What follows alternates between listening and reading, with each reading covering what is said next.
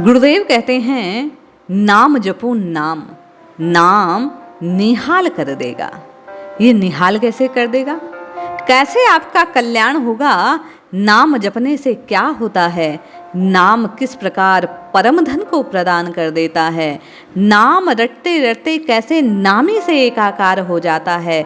नाम करने से जीवन में किस किस प्रकार शक्ति का उदय होता है, आइए जानते हैं। ये अद्भुत कथा निश्चय ही साधकों के हृदय में नाम महिमा को प्रतिष्ठित करने वाली है। भगवान के नाम की महिमा को जानकर हम निश्चय अपने कल्याण का प्रयास करें, इसी में हम सब का कल्याण है। जय श्री हरि। पूज्य गुरुदेव के चरणों में बारंबार प्रणाम। एक बार की बात है, एक महात्मा अपने अनेक शिष्यों के साथ यज्ञ कर रहे थे। वे वृक्षों के पत्तों पर चंदन से भगवान कृष्ण का नाम लिखते, उनका पूजन करते। ये जगह जहाँ वे यज्ञ करते थे, गांव के बाहर का वन था, जंगल का क्षेत्र। एक व्यक्ति रोज वहाँ अपनी बकरियों को चराने के लिए लाता। साधु यज्ञ हवन करते। कुछ समय साधु महात्मा वहाँ रहे और वहाँ से प्रस्थान कर गए। वे पत्ते जिस पर वे प्रभु का नाम चंदन से लिखते, वे वहीं बिखरे पड़े थे। एक बकरी ने अनायास कृष्ण नाम अंकित एक पत्ते को मुख में खा लिया। घास चर रही थी, पत्ता अचानक उसके मुंह में चला गया। उसने उसे अपना आहार बना लिया। जब आदमी सभी बकरियों को लेकर घर आया तो सभी बकरियां अपने बाड़े में स्वभावतः मेमे कर रही थी, लेकिन वह बकरी जिसने कृष्ण नाम को अपने अंदर ले लिया, अज्ञानतावश वह मेमे के स्थान पर कृष्ण कृष्ण कृष्ण इस प्रकार पुकार करने लगी। उसका मैं यानी अहम प्रभु के नाम के स्पर्श से भीतर से जा चुका था। सब बकरियां उसको कृष्ण कृष्ण कहते सुनती तो कहती, ये क्या करती हो? अपनी भाषा छोड़ दी, मैं बोलो ना।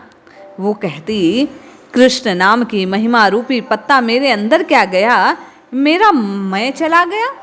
सभी बकरियां उसको भाषा का बहुत ज्ञान देती, पर वह टस से मस ना हुई। कृष्ण कृष्ण रटती रहती। सभी बकरियों ने उसे अपनी टोली में से निकालने का निर्णय कर लिया। वह सब उसको सींग और धक्के मारकर बाड़े से बाहर निकाल देती।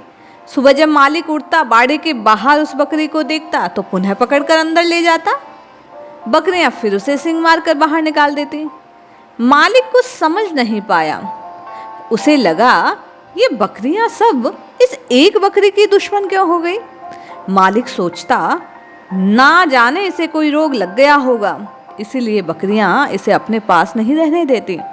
एक के चक्कर में कहीं सारी की सारी बकरियां बीमार ना हो जाए। अपने लाभ के हनन की बात को सोचकर वह चिंतित हो गया। एक रात उस बकरी को जंगल में वह छोड़ आया। सुबह जब जंगल में अकेली खड़ी बकरी को देखा, एक व्यक्ति जो चोर था, उसने बकरी को भगा ले गया। दूर गांव जाकर उसे एक किसान को बेच दिया। किसान जो कि बहुत भोला भाला और भला मानस का था, उसको कोई फर्क नहीं पड़ा कि बकरी में कर रही है कि कृष्ण कृष्ण कर रही है। वह बकरी उस किसान के यहाँ रात दिन कृष्ण कृष्ण जपती रहती। अब वह किसान उस बकरी का दूध बेचता और अपना गुजारा करता। कृष्ण नाम के प्रभाव से उस बकरी का दूध बड़ा मीठा हो गया। दूर दूर से लोग उसका दूध लेने किसान के यहाँ आने लगे। किसान जो कि बहुत गरीब था, बकरी के आने के कारण, प्रभु के नाम के चमत्कार के कारण दूध की बिक्री से उसके घर की दशा सुधरने लगी। वह धनवान बनने लगा। एक दिन राजा के मंत्री और कुछ सैनिक उस गांव से गुजरे। उन्हें भूख लगी थी। उन्होंने किसान का घर देखा। किसान ने उनको दूध दिया। इतना मीठा और अच्छा दूध आज तक नहीं पिया था।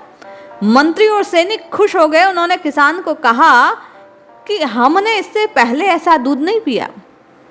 किसान ने कहा, ये इस बकरी का दूध है, ये सारा दिन कृष्ण कृष्ण जपती रहती है। मंत्री उस बकरी को देखकर बड़े आश्चर्यचकित हुए। कृष्ण नाम जपती है? बोले, हाँ मालिक, ये कृष्ण नाम जपती है। वो किसान को धन्यवाद देता है। मंत्री अपने सैनिकों सहित राजमहल लौट चलता है। तभी उन दिनों राजमाता जो काफी बीमार थी, बहुत उपचार के बाद ठीक नहीं हुई। राजगुरु ने कहा, माताजी को स्वस्थ होना बड़ा मुश्किल है, अब तो भगवान इनको बचा सकते हैं। राजगुरु ने कहा कि आप माताजी के पास बैठकर ज़्यादा से ज़्यादा ठाकुर जी का नाम लो। राजा जो कि राजकार्य के लिए, नगर की व्यवस्थाओं के लिए दिन भर व्यस्त रहता था, वह भला काम छोड़कर माताजी के सम्मुख बैठकर कैसे कृष्ण नाम भजे। नगर में किसी के पास इतना समय नहीं कि राजमाता के पास बैठकर भगवान का नाम लगे। तभी मंत्री को याद आया वह बकरी जो कृष्ण कृष्ण जाप करती थी, जिसे वह जंगल में एक बार एक गांव में मिला। मंत्री ने राजा को इसके बारे में बताया। पहले तो राजा को विश्वास नहीं हुआ, परंतु मंत्री ने जब राजा को अपने साथ ले जाकर किसान के घर में बकरी को कृष्ण कृष्ण जपते हुए सुनाया तो राजा हैरान। राजा किसान से बोला, आप ये बकरी मुझे दे दो। किसान बड़ी विनम्रता से हाथ जोड़कर राजा से कहने लगा, मेरे घर के हालत इसी के कारण ठीक हुए हैं, अगर मैं इसको आपको दे दूंगा राजन तो मैं भूखों मर जाऊंगा। राजा ने कहा, आप फिक्र ना करें, मैं आपको इतना धन दूंगा कि आपकी गरीबी सदा सदा के लिए दूर हो जाएगी, आप बस ये बकरी मुझे दें।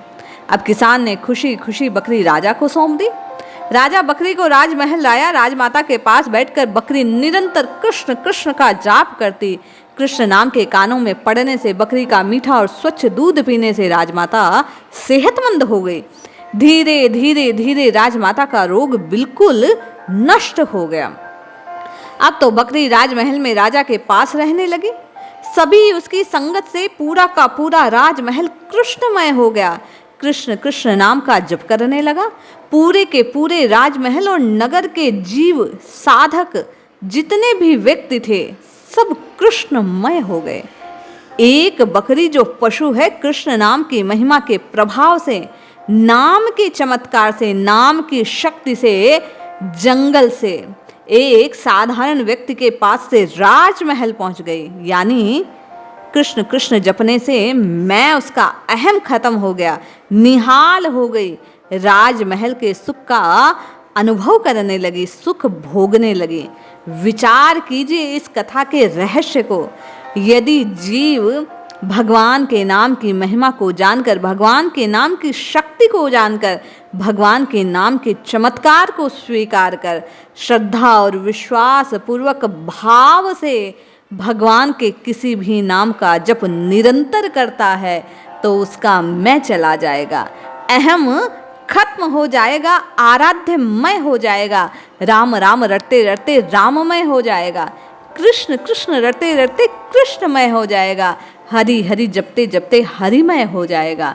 वह भवसागर से पार हो सकता है, उसके कष्ट पल में नष्ट हो सकते हैं, उसका उद्धार हो सकता है, उसका भाव विभोर होकर प्रभु को पुकारना उसको निहाल कर सकता है।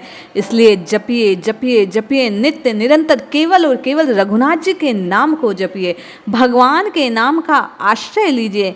ये नाम निश्चय ही आपको जीवन में सफल कर देगा। जय श्री हरि।